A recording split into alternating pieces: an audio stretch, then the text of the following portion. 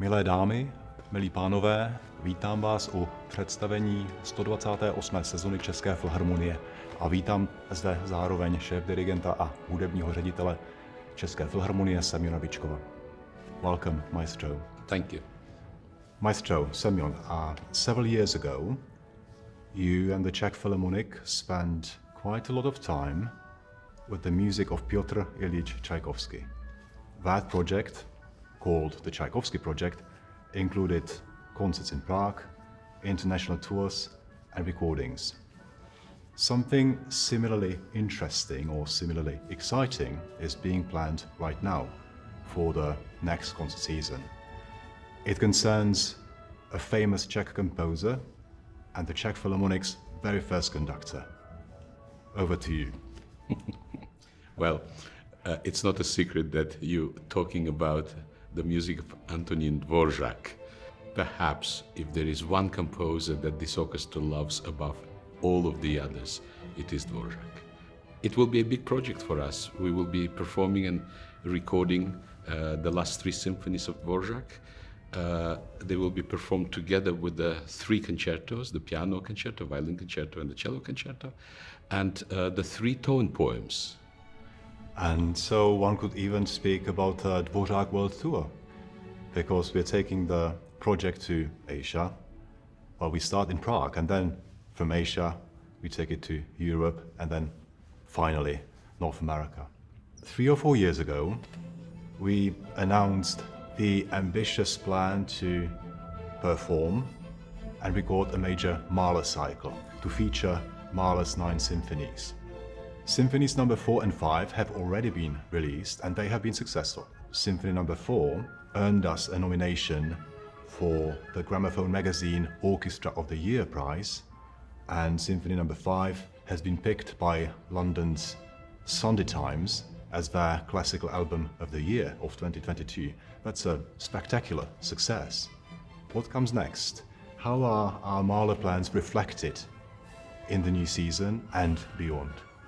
Mahler is a very interesting figure, not only in the history of music, but also in the history of the Czech music. Most of the world forget that Mahler's origins are in Bohemia. He's thought of as a great Austrian conductor and more or less Austrian composer, where in fact his life began in this country. And that is something which I was very conscious of, to try and somehow make people aware that wherever life takes us, our roots always belong to the place where we were born. And that is the case of Mahler. So that was Mahler.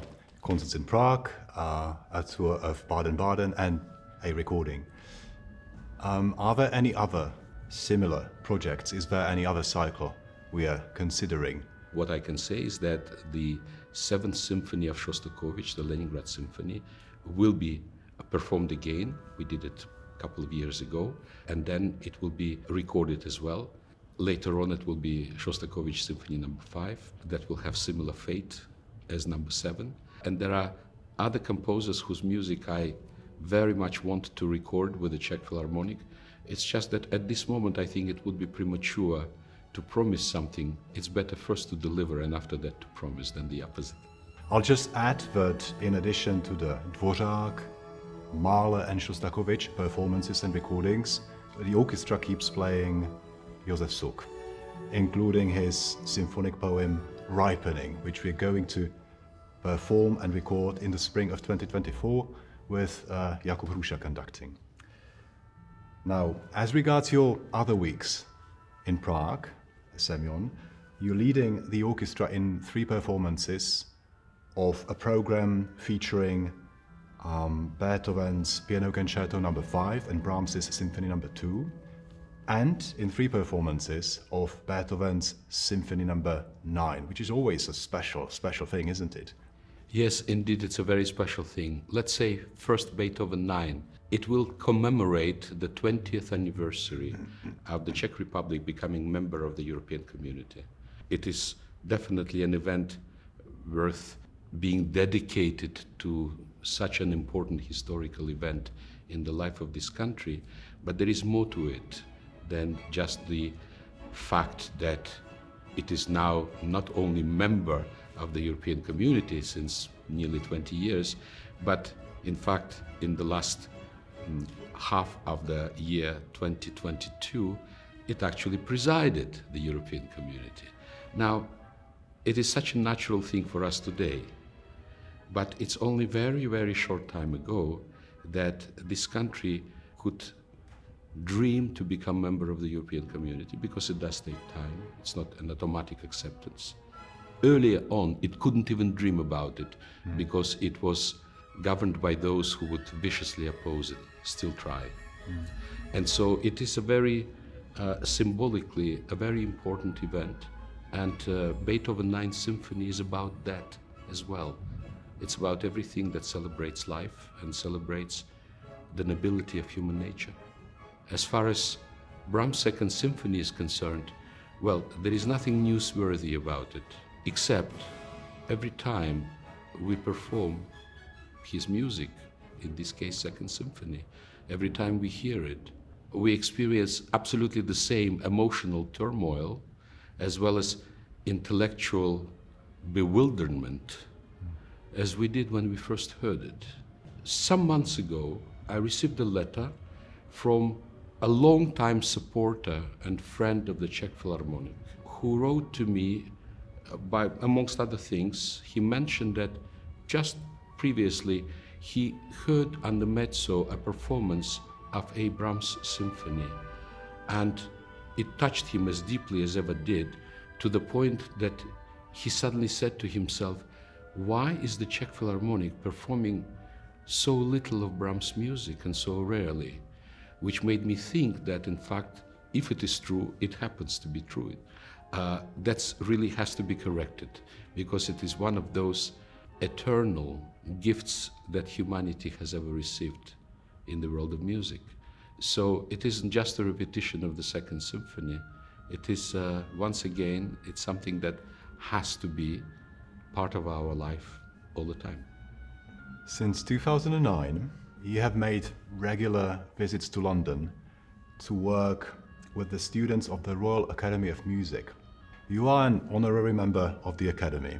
You hold their Klemperer Chair of Conducting, and they awarded you an honorary doctorate last year. We, your kids at the Czech Philharmonic, are all very proud, and we are very grateful that you have agreed to work with Czech students too. You have even you've established an educational fund to support both English and Czech young musicians. And I have a question. How did the performances with the Czech Philharmonic Youth Orchestra go last December? It was the second time that I conducted our youth orchestra, and the very first time was so deeply satisfying. It usually is when one makes music with young musicians. In fact, my conducting career in the West started by being a conductor of the Mannes College of Music Orchestra in New York that I led for 5 years. So it's not something that's new to me, even though the kids will be of different level or coming from different cultures everywhere, but there is something that unites them all everywhere. It is their relationship to music. It's their response to the sounds of music and the feeling of discovery, because everything they play, they're playing for the first time. And so when I first conducted this youth orchestra of ours, I said to myself, in 2 years, I will be conducting my beloved Czech Philharmonic for my 70th birthday. It's just a coincidence, a lucky and a very happy coincidence. But it would make it even more meaningful if half of that concert was performed by a youth orchestra and the other half by the slightly older orchestra, which is Czech Philharmonic is. And so we played Beethoven Symphony No. 5, and it was absolutely extraordinary feeling of elation that I experienced during the rehearsals with them as well as in the performances. It was an unforgettable event. And so I think that it is only right that the gifted youngsters that we have here, and there are plenty of them, that they from time to time have an opportunity to share the concerts of the Czech Philharmonic, which is what will happen twice in this coming season. So it pleases me very much because it's not only a worthy initiative, it is something which shows the unbreakable connection of the Czech Philharmonic being rooted first in extraordinary tradition, but tradition which is alive today and is vibrant. And I'll just add that the 2 weeks you mentioned, you said that the youngsters are going to perform with us twice next season. They'll be doing 2 weeks with Jakub Hrůša and Giovanni Antonini. And they're playing Haydn and Vivaldi with Antonini, and they're playing Janáček and Prokofiev with Jakub Hrůša.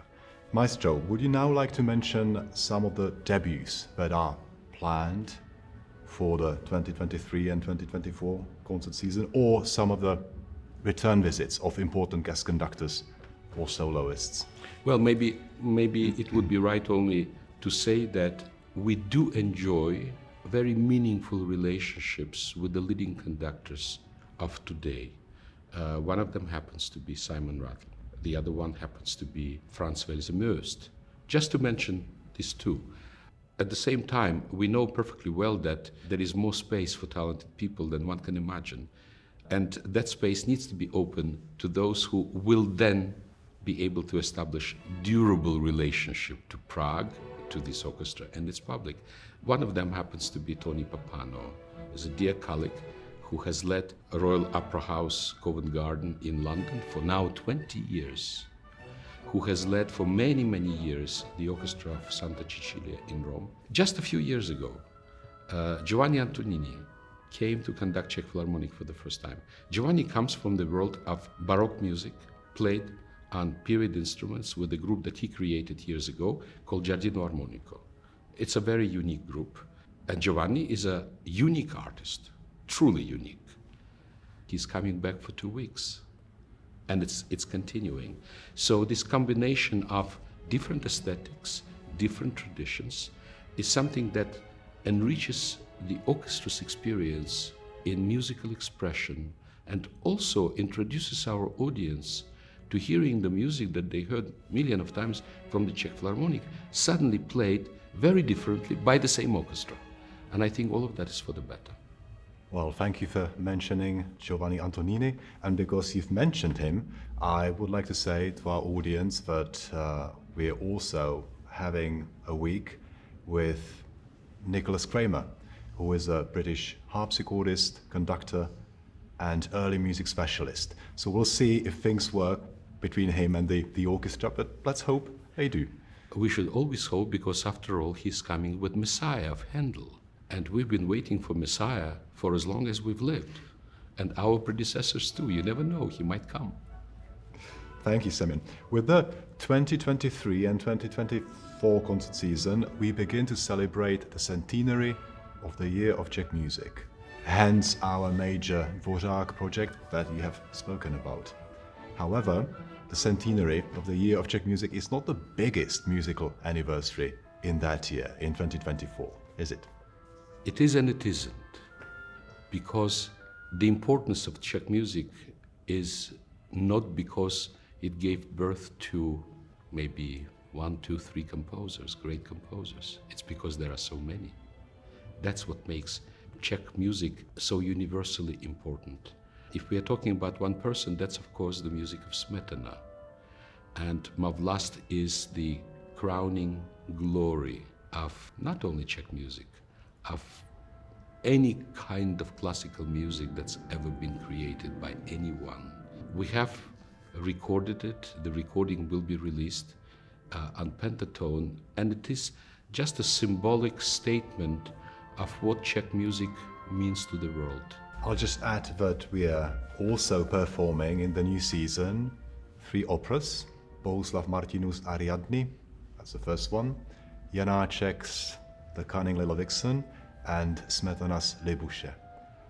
And this, of course, is to commemorate the centenary of the Year of Czech Music, but also to play opera, because we wanted to extend, widen the repertoire of the Czech Philharmonic, both in several ways. Early music is one, opera is another.